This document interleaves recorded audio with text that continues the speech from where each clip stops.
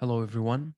This is a summary of the work of CNOth and Visham in evaluating the performance of SQL and NoSQL databases in an IoT environment. Now, choosing the right approach for designing a database, whether SQL or NoSQL, is extremely important and directly affects the overall performance of any software application, especially if it was an IoT-related application, because we know the IoT applications tend to generate huge amounts of data. So in this presentation, we will compare three types of databases: relational on-disk database, namely PostgreSQL, relational in-memory database, namely HyperSQL, and a NoSQL on-disk in-memory database, namely MongoDB. So one NoSQL database and two SQL databases. To generate the data, we will use a simple IoT application. So we have a water level sensor, a temperature sensor, moisture sensor hooked to an Arduino Uno, and to measure the water level, moisture, and temperature of a plant. And then the Arduino dumps the data in Eclipse, and then Eclipse distributes the data or inserts the data simultaneously in the three mentioned databases. In this specific experiment, only the water level parameter was used to examine the performance differences. Now, the way we are going to measure the performance difference is that, for example, for the insert, we're going to examine the insert, the select, and then the update, and finally the delete. So for the select, for the insert, we are going to measure in milliseconds the time it took to insert 100 records, and then 500 records, and 1,000 and 2,000 records for each of those databases, with and without indexing. So first, the insert. We can see here that when we measured the time it took to insert 100 records, we got those numbers. 500 records, we got those numbers in milliseconds.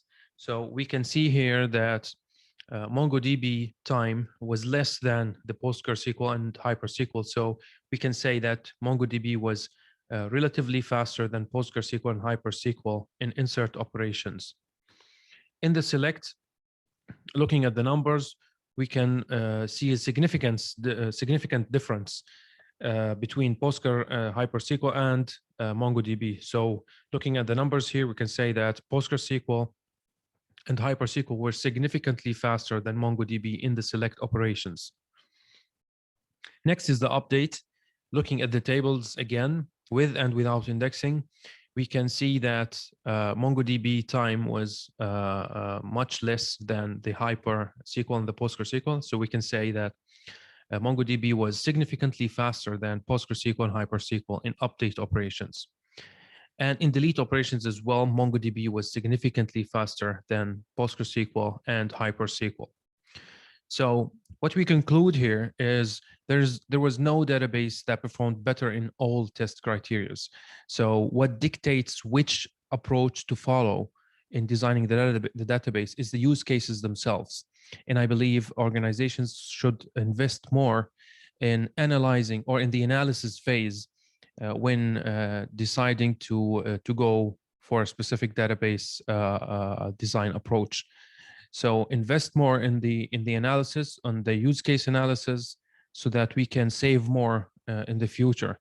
Because we all know the classic example when a software system starts fast and everything is good and smooth. 2 years in, it becomes very slow, very laggy, and the user's life is miserable. So invest more in analyzing first, and to save more later. So the use case itself dictates which database is better for us, and that's it. Future enhancements for this experiment would be to use more the other parameters, the temperature, humidity, and the moisture data, and then we can create joins and then test the performance of the select, for example, when we have more than one table and when we have joins between the tables. That would be it. Thank you very much and have a great day.